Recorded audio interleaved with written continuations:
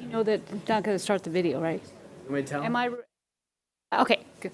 Okay. Good evening. Before we start our council meeting, I'm going to do a report out on the closed session. The council met in closed session to discuss one item, a conference with legal counsel regarding existing litigation, the case of Nina Easton versus City of Roseville, Placer County Superior Court, case number SCB 0046742. The council was given a report on the case, and guidance was given to legal counsel, but there's no reportable action. The closed session ended or adjourned at 5:43 p.m., and that concludes my report on the closed session matter. Thank you. Thank you, Michelle.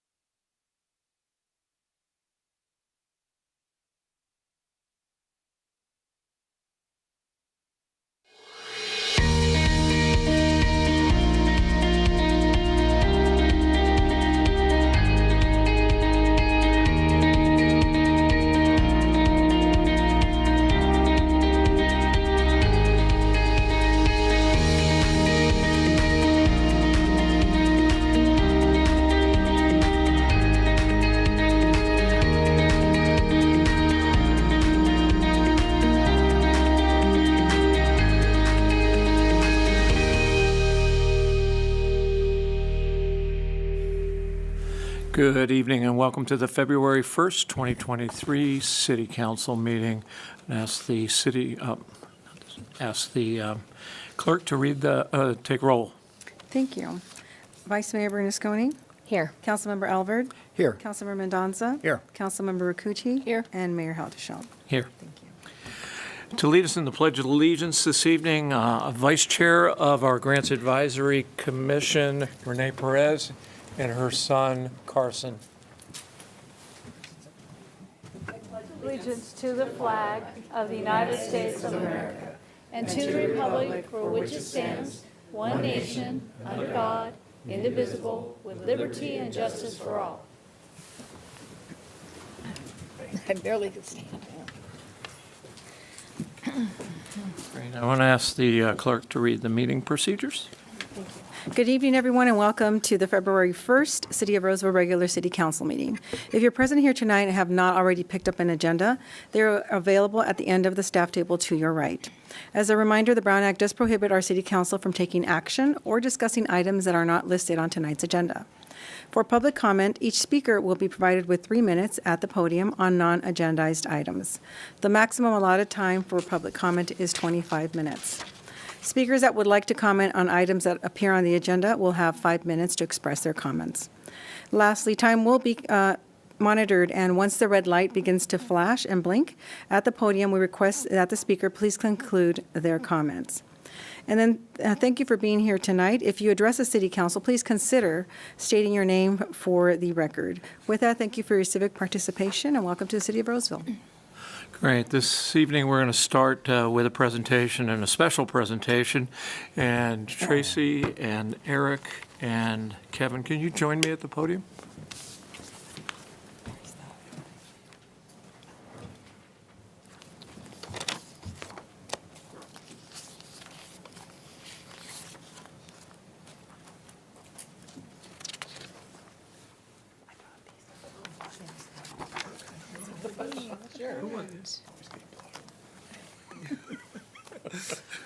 Good evening. Tonight we have a special presentation. I'm going to start it off, and each of my colleagues are going to participate in this as well.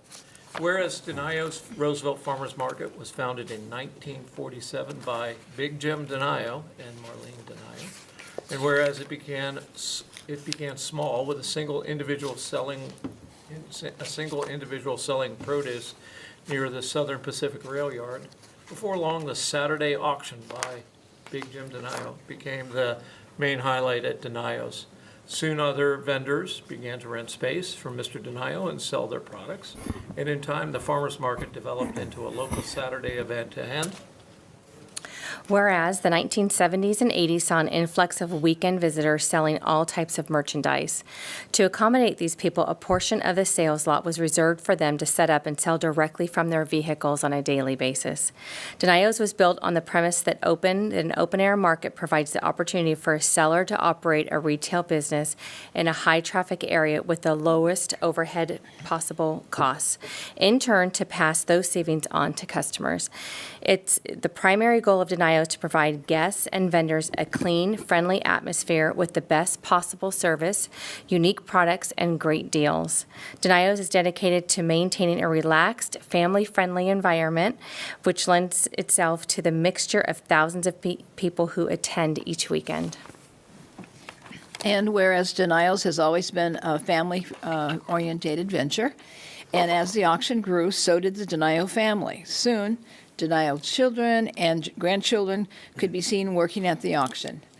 Whereas in January 2000, James Denio, founder, passed away, and in August 2019, Marilee Denio, co-founder, passed away. And Whereas Jim and Marilee Denio never stopped working to improve the business, they knew the importance of family, honesty, and hard work. Just as importantly, they appreciated each and every vendor and employee. They realized that all had helped to make their business a success.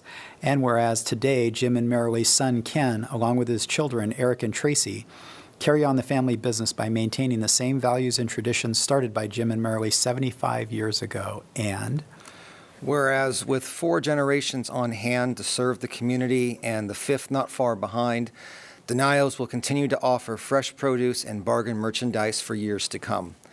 Now, therefore, be it resolved by the Council of the City of Roseville, California, that Denio's Roseville Farmers Market be commended on the celebration of their 75th anniversary and extended best wishes for continued success in the future.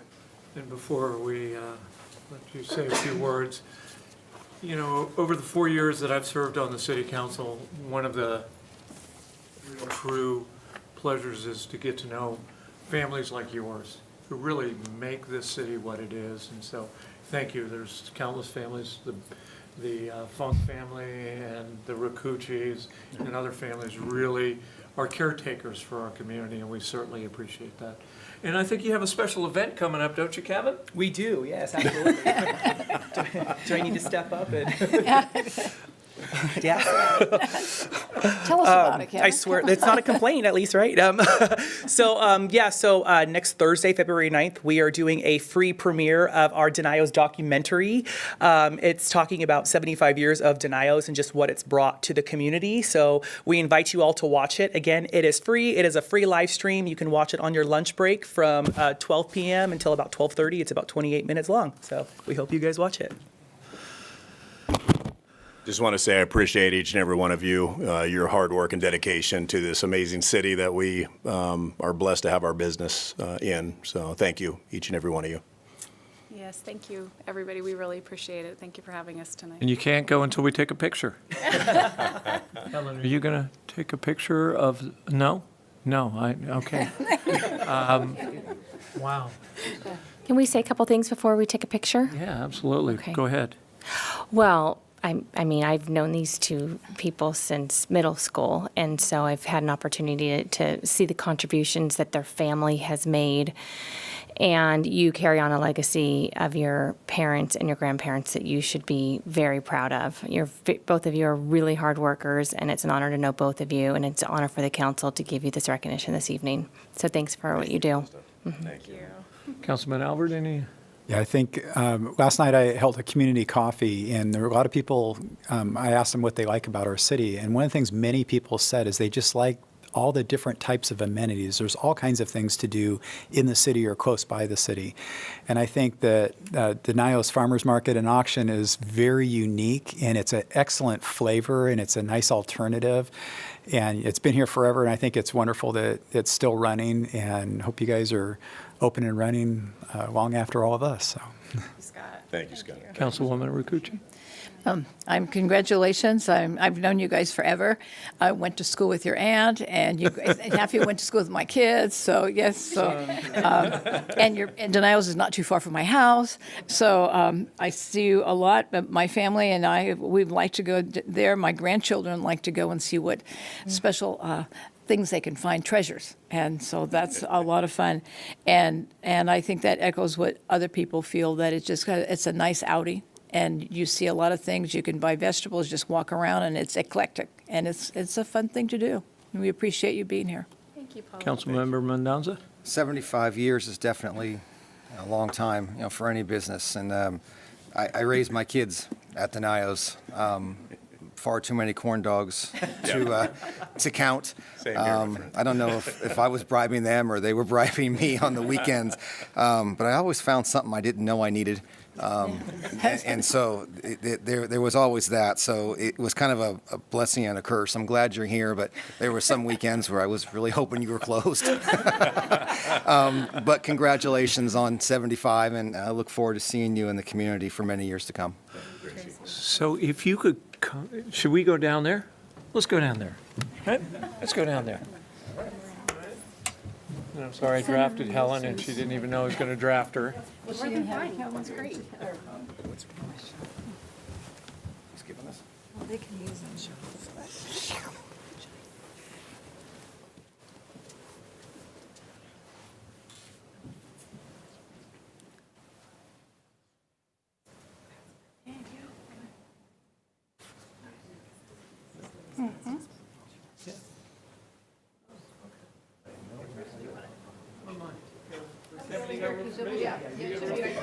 Oh, great. Put me next to the tall guy. Okay.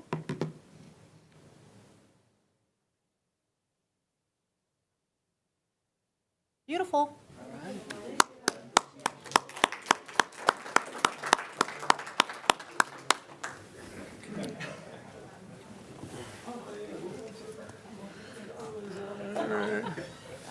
Thanks, Well, you guys. we could. That's fine. Thank you. Okay, let's go smooth up until then. Do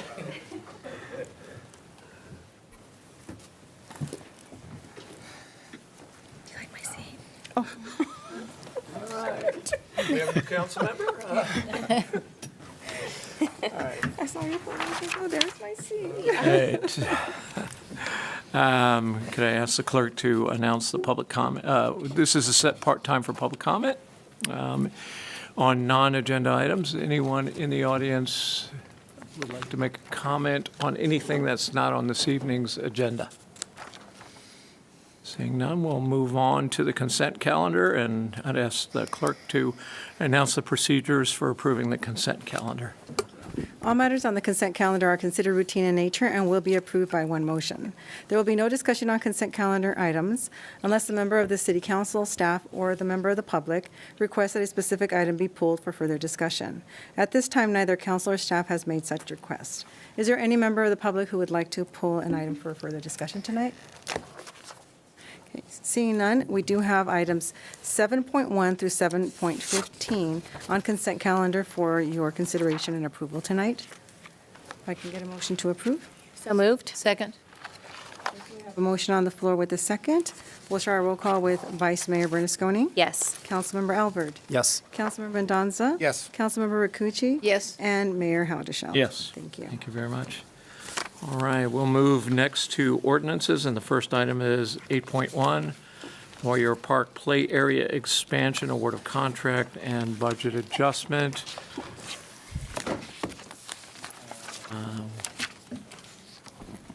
I'll introduce the wrong person, but with us tonight are Joe Geller and Tara G. Thank you very much. Good evening, Mayor Houdesheldt and members of the council. I'm Jill Geller, your Parks, Recreation, and Libraries Director. As always, it's my pleasure to be here tonight with Tara G., our Park Planning and Development Manager. We're going to share some information about renovations to the Royer Park Playground, and so I'll turn it over to Tara. Thanks, Jill. Good evening. It's a pleasure to be here tonight to share some exciting plans about the Royer Park Playground. Royer Park is located at 130 Park Drive, and the park extends to the north side of Douglas Boulevard to the Veterans Hall. All three downtown bridges connect downtown Vernon to Royer Park. This is a picture of the existing play structure. So why are we replacing it? The structure is at the end of its useful life. It's worn and needs ongoing maintenance. Replacement parts have become very difficult and costly to obtain. I compare the situation much like an old car. At a certain point, you have to weigh the cost benefit and overall resources required to keep it running safely or replace it. At a certain point, it's just too costly to keep it up. Here's another angle of the existing play structure. So our goal with the playground replacement project was to create a unique destination-level playground. With the connection of Royer Park via the downtown bridges, it's an opportunity to further enhance the resident experiences when they visit downtown. In 2021, we launched a large outreach campaign that started with a series of meetings and surveys. We invited residents to submit desired play components for the replacement. We advertised through social media, the city website, through our adventure clubs, and signs posted at the playground. The submission period ran through the summer of 2021. We received 22 comments via social media, 37 coloring sheets, which we created a template so children could color in and share with us what playground components they wanted, and more than 40 more coloring sheets through 2 classroom exercises, one with the 5th graders at Kirby Elementary and another with 3rd graders at Champions Academy. Next, we invited the playground vendors, 5 of them, to review all of the suggestions collected and propose a play structure layout that felt best responded to the suggestions. From there, staff selected the top 3 designs and asked residents to vote for their favorite design or layout. And this vote occurred during the spring of 2022. So here's a couple of examples of children's submissions.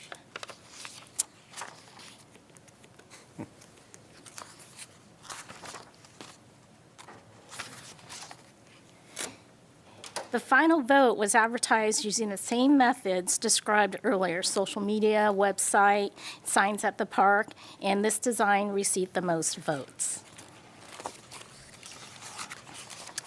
Based on the feedback received during the final voting process, we modified the winning selection a bit to open the tree houses for better visibility and added more accessible features, such as ramps and rubber surfacing. And that is shown here in the pattern area with the leaf-like design, to ensure that all the new play structures or features in the structure were accessible. The playground is being constructed in 2 parts. The first is the removal of the old and installing the new play structure. This is being completed through a piggyback contract, which utilizes government bids to secure the lowest prices. This should be completed in another week or so. If you've gone by, you can see the playground is in process of being replaced. But this renovation also is an opportunity to expand the adjacent picnic area and add shade. This was also in response to feedback received during the outreach process. The contract award approval before you tonight is to build the site improvements: the shade structure, the expansion of the picnic area, poured in place rubber surfacing for better ADA access. And if approved tonight, the site work is anticipated to be completed around May of this year. The Prop 68 per capita state grant program awarded $177,952 towards this project, and this was accepted earlier today in the agenda through the consent calendar. A CIP was established in 1 for the original work related to the direct replacement of the structure. The recommendation before you tonight also includes a budget adjustment to add the per capita grant award to this project and redirect $128,000 from the Royer Park Maintenance Building. The work at the maintenance building has been completed and cost less than anticipated. So tonight, we are seeking several approvals. One, approval of the budget adjustment, including the per capita grant award and the redirection of the Royer Maintenance Building to this project. Approve the construction contract of $216 to Sitewise Construction Incorporated, and authorize staff to approve change orders up to 10% of the construction contract amount. This concludes my presentation. I turn it back to you for any questions or comments. Great. Do any of my colleagues have questions? I just have one quick question. On that prior slide, before your last one, you had the picture of the planter box wall there on the exterior.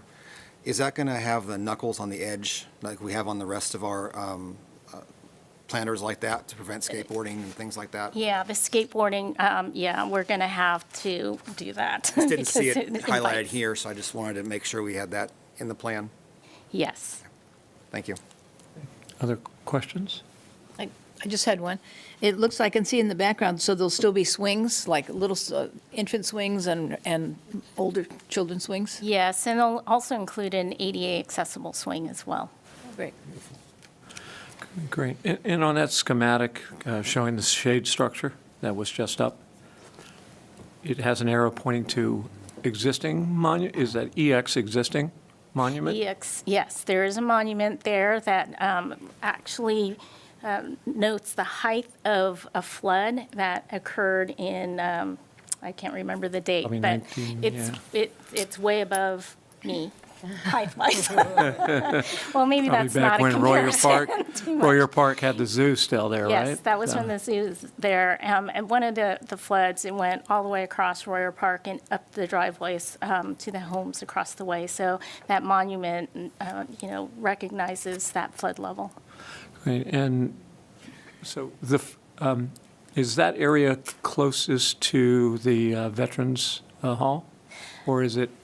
The the picnic area? Yeah. No, it's the play structure is the one closest, the big one, closest to Douglas.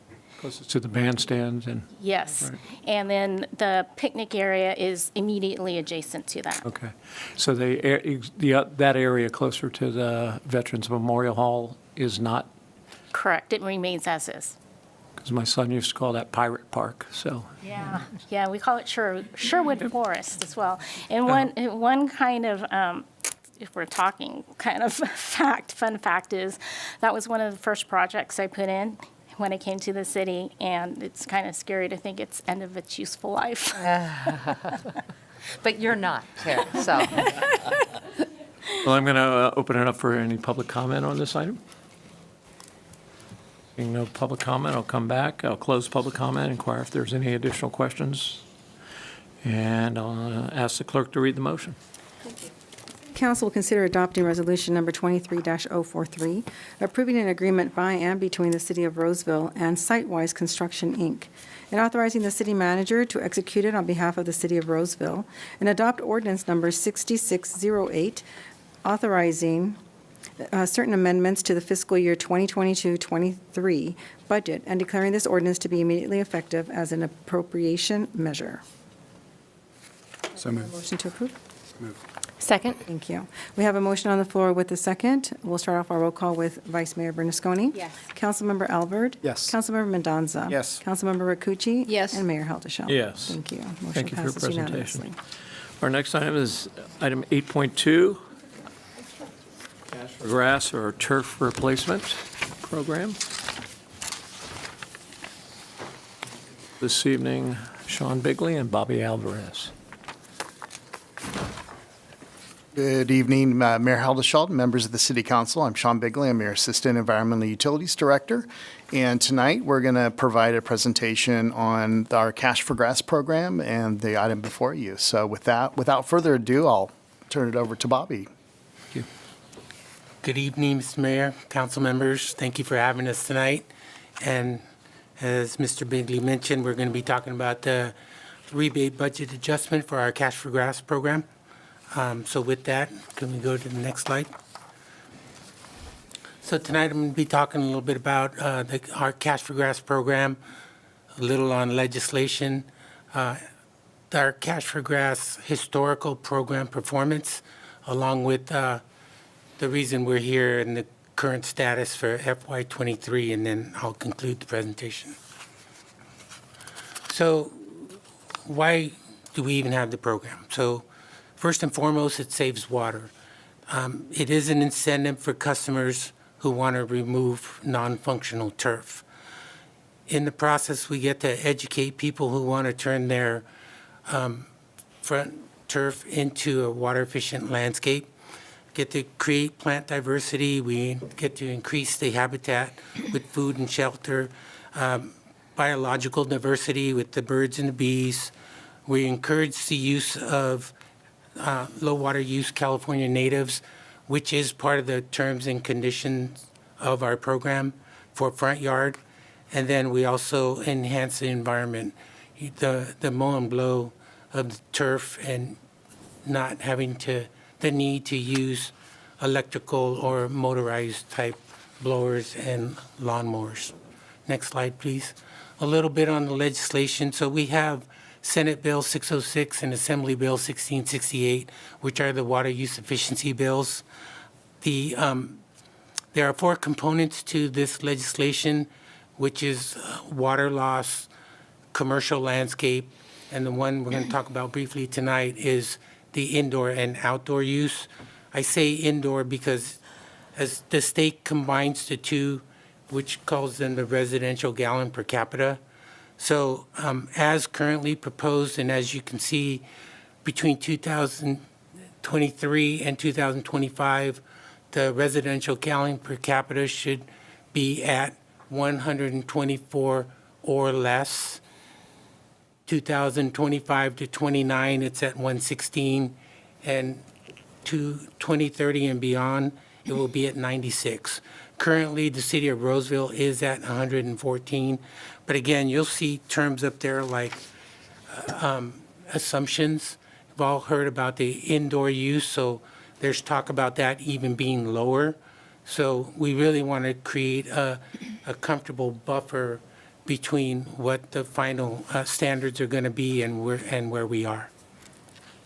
Next slide, please.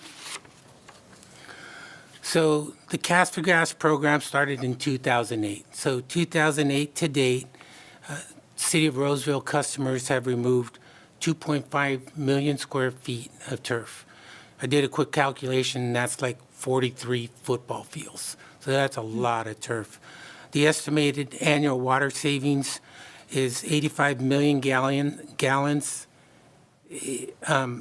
by planting a water-efficient landscape. The reason I have 2 numbers here because our Cash for Grass program also includes front yard and backyard, but backyard doesn't have to be replanted as long as they terminate their irrigation. It is our most successful program, but I also want to mention that we keep a close eye on our programs, and there are programs that just don't work. For example, the weather-based controller, when we do an analysis on that, we found that customers were actually using more water because they didn't allow the piece of equipment to do what it was meant to do. So we sunset that program. Our Cash for Grass program does contribute to the city's overall water reduction, which I have a slide on that. And then we also did a 2021 Cash for Grass analysis to show the actual savings. Next slide, please. So here I have 2 tables. This is on the water reduction. Again, Cash for Grass helps to contribute to this, but it's not the reason why we have total reduction.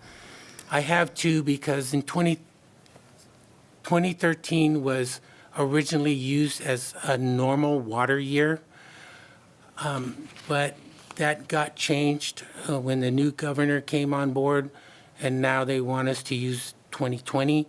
as a normal watering year, but 2020 was far from a normal watering year. As we all know, COVID hit and that changed a lot of things.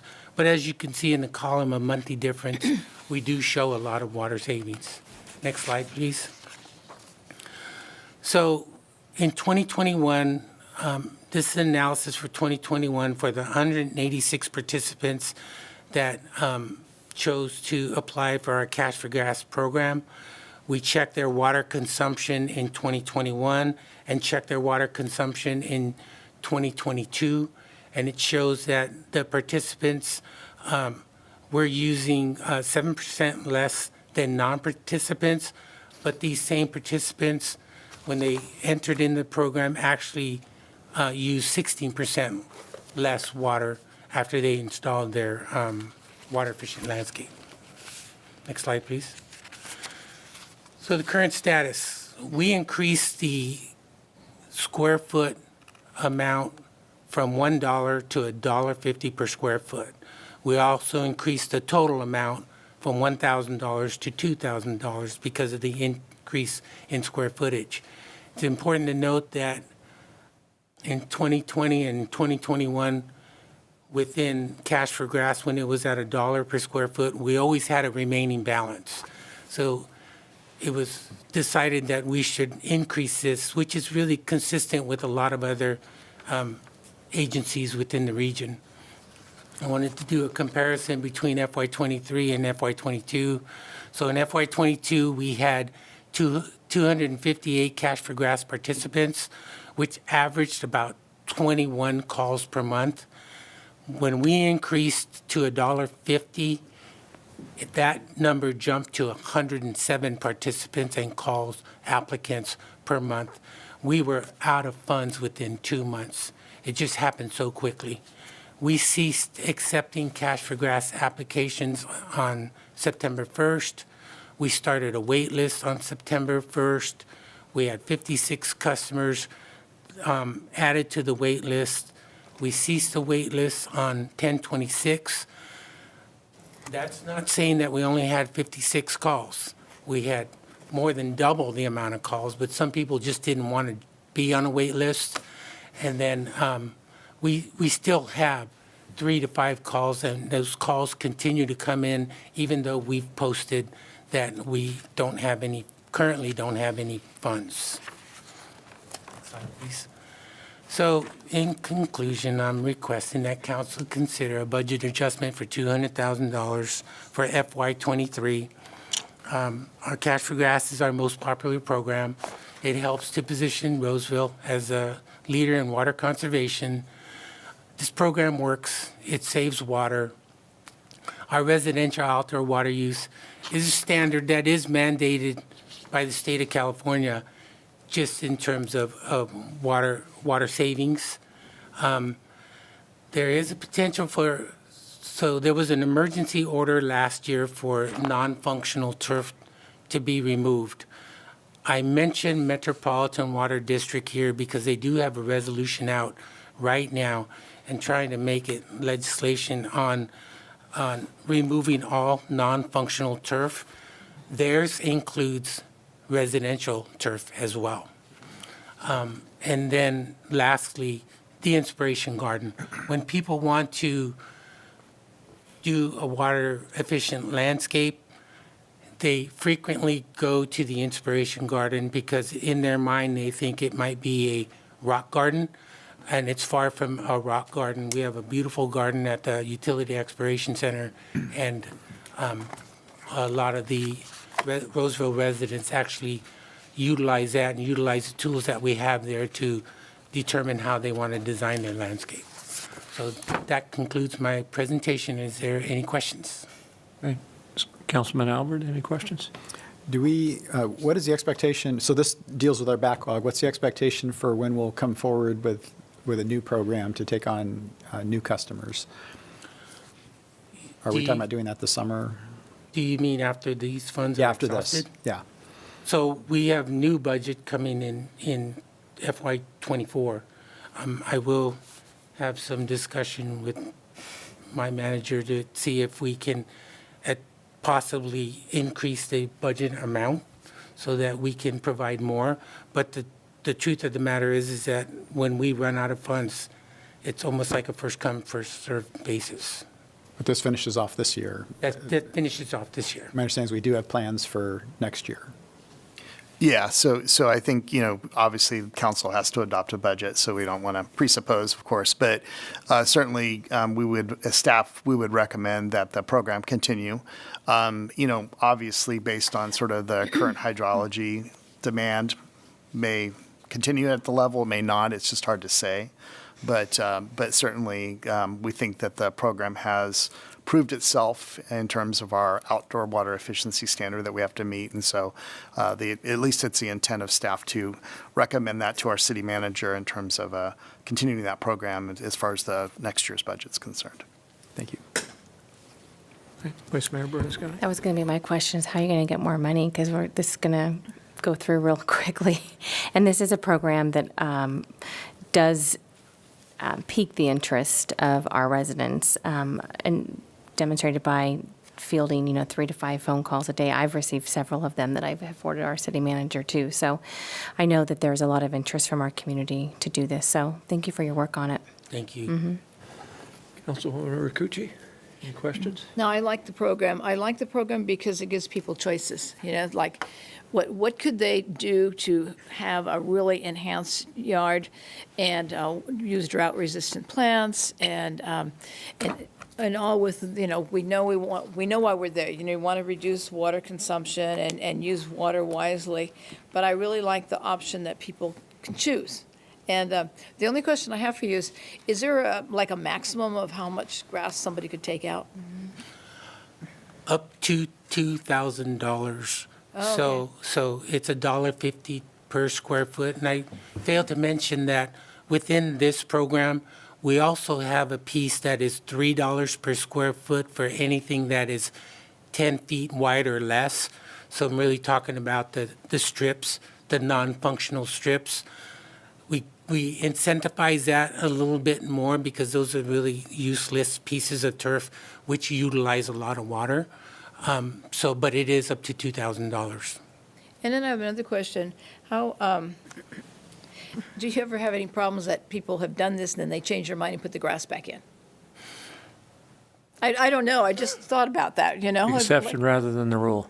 It's rare. So it is in the terms and conditions that they have to have it for so many years. Okay. But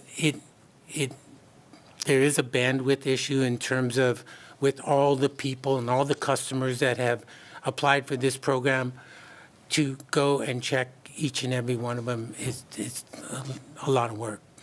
So we don't know what that volume is. Do some people do that? I'm sure they do, but it's in the terms and conditions that they're not allowed. Well, and it also sounds like you have people standing in line that would like to see something different in their yard, and Yep. this gives them an opportunity. And I really like what you have at Mahaney Park, where you have the Inspiration Garden. And I went there when you first opened it up, and it showed people the different plants and trees and options that you could do.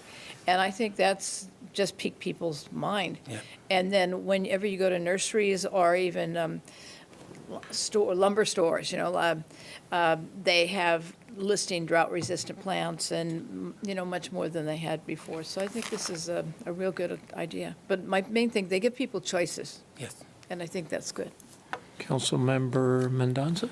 No formal question. Great presentation, Bobby. Appreciate the statistics Thank you, sir. that you threw out there. I think that's very helpful for people who are trying to figure out, they may or may not want to do it, and what the cost benefit would be. And I think it's important to have that out there. So Thank you. Yeah, and I just wanted to drill in on one thing, non-functional, right? That's sort of a term of art, right? And maybe, Sean, you could explain it really quickly because it was in the governor's executive order, and compare and contrast. So essentially, there's 4 governor's executive orders currently in play. The most recent, I believe, was March of last year. And one of the provisions in there essentially required that any non-functional turf in commercial establishments should not be watered based on the current drought conditions. And so there's some exceptions where you have areas that have, trees that there's some dependency in terms of the irrigation. There's some exception there, but generally speaking, that's prohibited per the governor's executive order. And our soccer fields that have turf are functional. Correct. Yeah, those are defined as functional.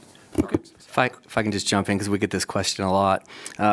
So I think I get your question, Mayor Houdesheldt. The non-functional piece, good way to think of it is if the only time you step on it is to mow it, it's not functional, right? If you can use it for recreation, if you can use it for playing soccer, sports, then it's functional turf. That's perfect. Thank you. Thank you, Mr. Casey. All right, I'll open it up for public comment. Seeing no public comment, I'll close the public comment. Any additional questions? No, sir. Ask for a motion. Thank you. The City Council will consider adopting ordinance number 6606, authorizing certain amendments to the fiscal year 2022-23 budget, and declaring this ordinance to be immediately effective as an appropriation measure. If I can get a motion to approve, please. So move. Second. We have a motion on the floor with a second. We'll start off our roll call with Vice Mayor Bernasconi. Yes. Councilmember Alvord. Yes. Councilmember Mendonsa. Yes. Councilmember Roccucci. Yes. And Mayor Houdesheldt. Yes. Motion passes Thank you for your unanimously. presentation. All right, this is the part in the agenda where we'll open it for a second period of public comment on non-agenda items. Being none, we'll close it. Ask the city manager or city attorney if they have anything to report on this evening.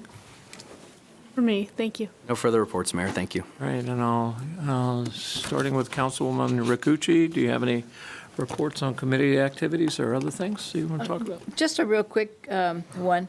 I went to my South Plaza Wastewater Authority meeting along with my other council members with Scott, but I was really taken back with, we've got a presentation on, it's a digester, and it's called an anaerobic digester, and they, it's actually a digester that works without using oxygen in it, and it's kind of like what you would use to make bread, and put a yeast in it, and you make a kind of a formula up, and then that works on other things. And what that is it works on our fats, oils, and grease and other substances that come in a sludge form. And it goes to this digester and works on it. And the bottom line, it goes from that, and it makes gas separation process, and then microturbines, and make power, and you make compressed natural gas. And there's two of them there, and one's just starting to be coming online. And I found it even more interesting because I remember several years past when I was in Washington, D.C., and we were talking about this process that we thought would save energy, and we can actually fuel our trucks and our tanks right on site. So it's you never waste anything, and you actually gain something because you're getting rid of your solid waste and making it into something. But it literally seen something that went to Washington, D.C., that we're talking to different agencies about a process that was really very new, and we did it. And it's going online, and it's very, having one of their engineers there going through the whole process was very enlightening. And I think it's a really good thing for Roseville, and it's nice that we have people who are so bright and intelligent can do something like this. So I'm very excited. Councilman Alvord, your name came up, so we'll go to you next. Sure. And I want to add that the technology, it's great for producing natural gas, but I live out that way, and I know my neighbors are super jazzed about its ability to stop odor. There you So go. it's all contained in the building now instead of floating around, and so we're all very excited about that aspect. The other thing I want to point out was, or mention, West Park High School has an aquatic center finally, and so they don't have to go over to Antelope High to use it, and so their water polo team and swim team can now compete right on campus, and so they had a polar plunge today, and there was a lot of fundraising for the teams. I'm not sure exactly what the money was used for, but for the aquatic center, some aspect of the programming, and our officer Warnley, who's one of the officers that serves the high school, raised the most money, and right on his heels was our fire department. We had a firefighter out there that raised a bunch of money too, and so they jumped in the water. And I thought that was kind of neat that our police and fire led the way in the fundraising for that. And there's a lot of other people that were involved as well. But congrats to them, and thanks for supporting the high school. Thanks. Councilmember Mendonsa? Mayor, I have no council assignment reports this evening. Okay. Vice Mayor Bernasconi? Just a couple of things to report. On behalf of the City Council, I accepted an award. Was that last Friday? Yeah, BIA.